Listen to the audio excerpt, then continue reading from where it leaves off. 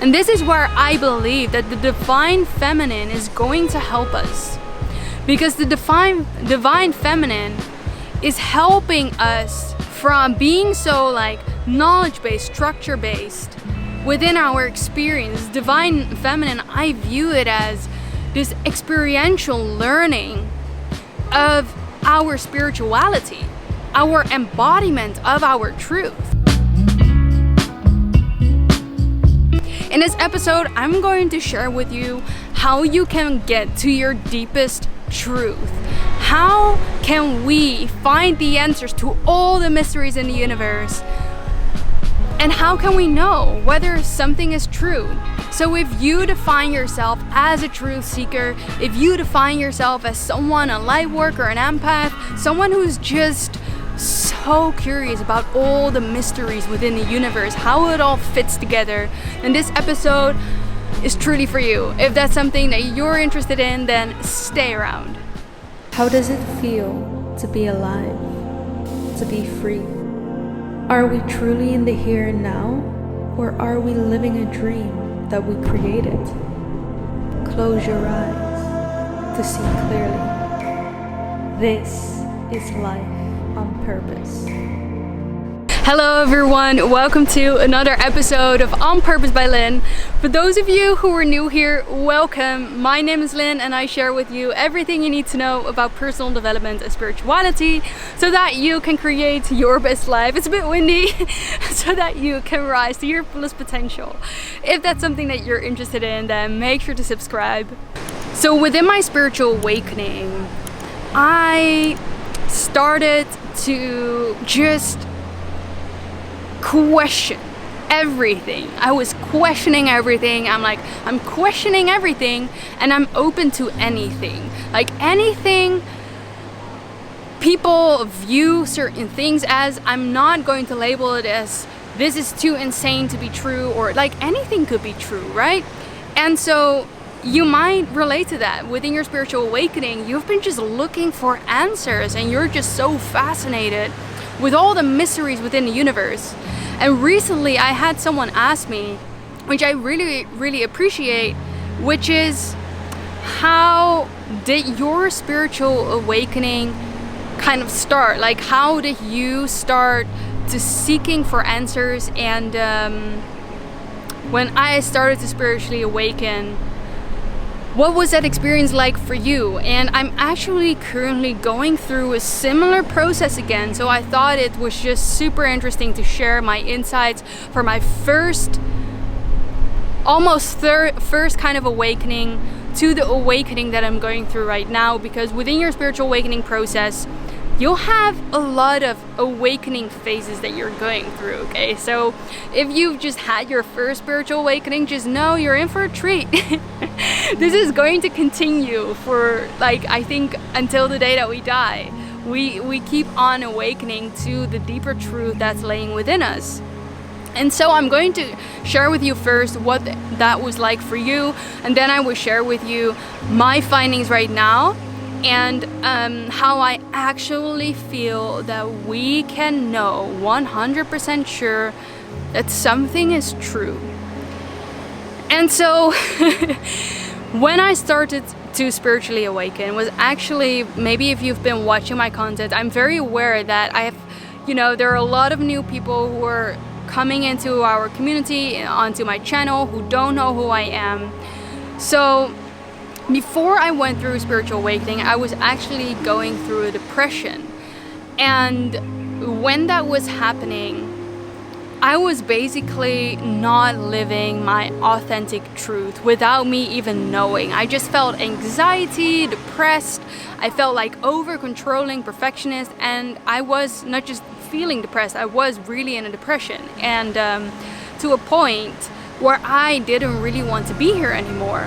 And so naturally, because it's kind of my character or my personality to kind of have discipline and to kind of get myself out of, certain situations if I didn't feel good in a certain way. So still, even though I had that apathy or this feeling of like it doesn't even matter anymore what I do or how I show up. People won't care, people won't miss me if I'm not here anymore. Like, what's even the point of being alive? I still had this voice inside my mind of like, Lynn, get your butt out of bed and like make yourself feel better in some sort of way. So that's basically where my search for getting in true connection with myself truly begun. And it was not that I was seeking answers because I was intrinsically like intrigued into the whole spiritual thing. There was no other way. It was either me just really being depressed or me finding some answers, finding out about something that had to be out there that I didn't know about, because otherwise I wouldn't feel that way. And so naturally, I think my curiosity into what is happiness, how can I feel good, started to grow. And within that journey, I wasn't necessarily seeking for answers outside of me. I just knew, okay, from growing up, I was always like very sporty spice and I like to move my body. And so I knew I had this memory within myself. If I move my body, if I just work out and I move my body and I sweat, then I know for sure that I'm going to feel good.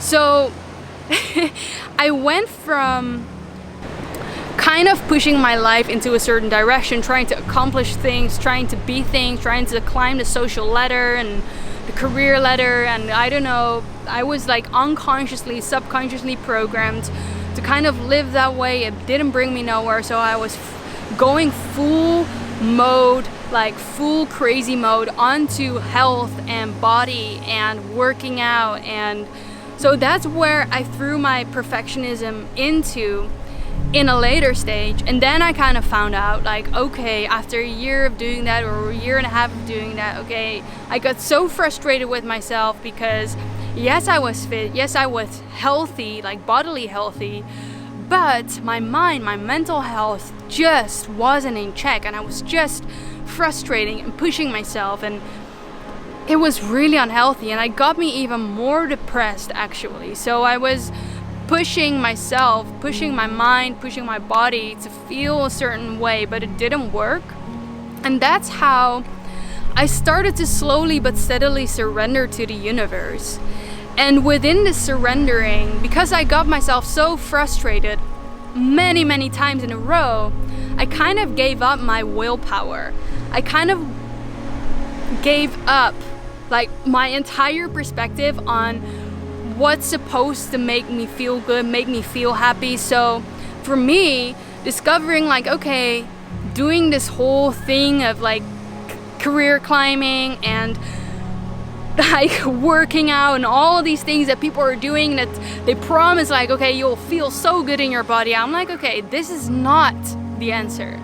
And I surrendered all of that because I just gave up. It was not a conscious choice. It was just like I pushed so far, there was nothing more for me to give, and I just surrendered. I'm just going to relax in whatever feels good to me.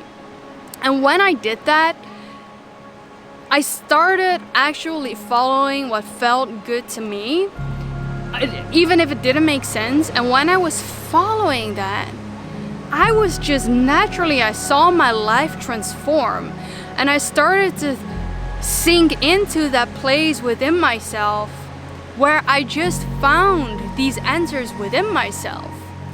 And so this was my first kind of awakening, where I awakened to freedom. I awakened to, wow, you know, we can live this fulfilled life without trying to be, you know, on top of our game with everything. And that's what I did. And that was my first awakening. So my first awakening kind of woke me up out of this matrix bubble of like, I need to accomplish certain things, I need to get the mortgage, I need to get married, I need to get, you know, even if I didn't do that consciously, subconsciously, that was pretty much what I was trying to create, trying to do everything right, trying to be a good girl.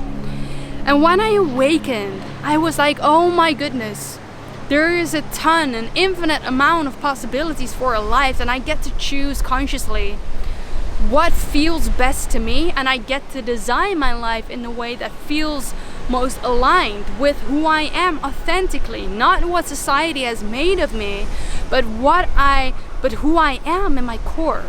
And that was my first awakening.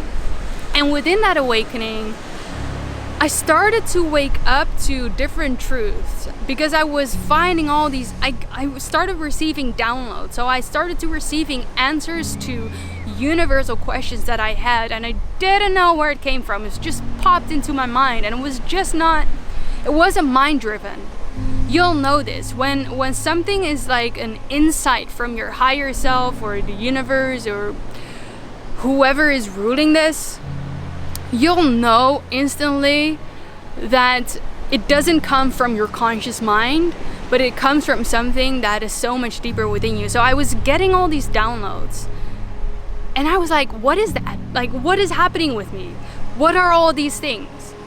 And then, of course, naturally, I started to have this interest into finding the answers to, what was happening with me, because I had no clue. And then when I started to learn, I started to read, was drawn to certain things, books were put on my path, and the universe kind of brought to me this knowledge, and I started reading. And this was a phase in my spiritual awakening where I was seeking truth more on a knowledge-based level, because I just wanted to understand what was happening. And so this took a couple of years even. I was diving deep into manifestation, the law of attraction, aliens, the Galactic Federation, life outside this planet, the multiverse. And it was just, the information was so vast, and it was as if I was absorbing all of that information, and I couldn't get enough of it. You might feel this as well when you're moving through your spiritual awakening. You're like, I just feel like binge watching and binge whatever, reading, consuming all of the knowledge all at the same time, because it's as if my spirit, I cannot quench my thirst. Is that how you say it? I cannot satisfy this thirst that I feel for wanting to know the truth behind everything. And then, within this, I had many spiritual awakenings, but now I'm going through a spiritual awakening. I'm going through a real freaking awakening that kind of shook my whole foundation of starting to understand what is truth. Because here's the thing, and if you're a truth seeker, if you're in your spiritual awakening, I encourage you to explore and to read and to do whatever you feel intuitively drawn to explore and to do and to learn about. And I started learning about things that are 100% existing and 100% true. But there was this core element that I didn't learn. Through learning all these things, yes, I started to have a lot of knowledge. My consciousness expanded, my mind expanded, my inner world expanded to a whole new reality. However, all of that knowledge, it wasn't truly part of me. And this is the most important thing that I'm now awakening to and going through and moving through.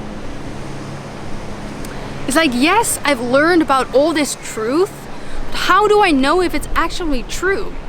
How do I actually know this intrinsically? How do I know intrinsically that this is truth? This is my truth. This is not just a distorted perspective of someone who's seeing the truth in a subjective way with their interpretations. How do I know what's actually true? So it was so mind-boggling, because I felt like my bubble was being popped. It's okay, I learned about the Akashic Records, I learned about soul contracts, I learned about destiny, I learned about the multiverse, I learned about all these different star systems and aliens, and I learned about so many things. And it got me so confused, because I was like, am I doing the right thing? Am I on the right path? How do I know what's actually true? And I started to discover within this awakening journey, and I'm working with a coach right now who's actually guided me through it, I'm starting to unlayer what's true for me. And this here is so different, because you can learn about spirituality, okay? You can classify yourself as being spiritual, being conscious, because you know a lot of stuff about it. But actually being it is a whole different level. This is where experiential learning is required. In order for knowledge to become wisdom, we have to experience that knowledge. And this is where I believe that the divine feminine is going to help us. Because the divine feminine is helping us from being so like knowledge-based, structure-based within our experience. Divine feminine, I view it as this experiential learning of our spirituality, our embodiment of our truth. I came across this quote which I truly resonated with, and that quote is, "The only thing that's stopping us from learning is education." And this is what brings me to experiential learning. This is how we actually experience, embody the truth of who we are and what is true for us. And when we get to that truth, we start to feel like I don't just know this mind-driven, but I know it. Like I know it because I've lived it, I've experienced it, I know it to be true. Like I deeply know. Like if you were to read about aliens, okay, that's great. Have you seen one? Have you interacted with one? And I'm not saying that when you haven't had that experience, it's not valid. I'm just saying, how can we actually know something to be true? How can we discern what's true for us, what's true to our experience, to our soul expansion? Is through really knowing, through diving deep within, cutting through all the layers of your shadows, integrating your ego, your shadows, your inner child, integrating all of that so that you get to the ultimate truth for you. Because within you, they always say, as without, so within. So within, as without, so without, as above, so below. And so if we want to learn about the universe, we dive deep inwards.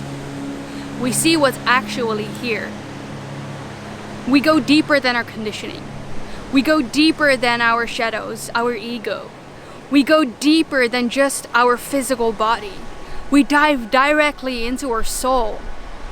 And that's when you, out of that stillness, that's where you connect with your true essence.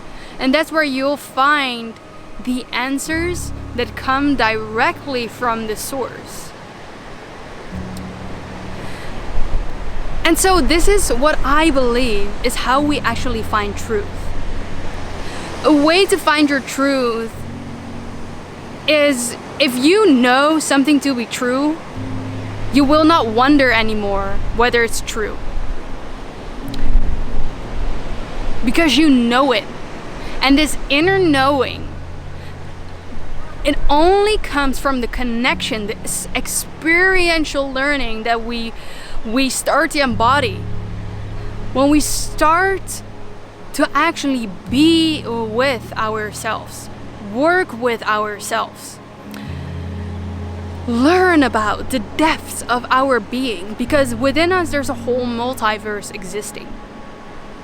If we want to learn to astral travel, astral project, we go inwards. It's not some place out there. That is a reflection of what's here.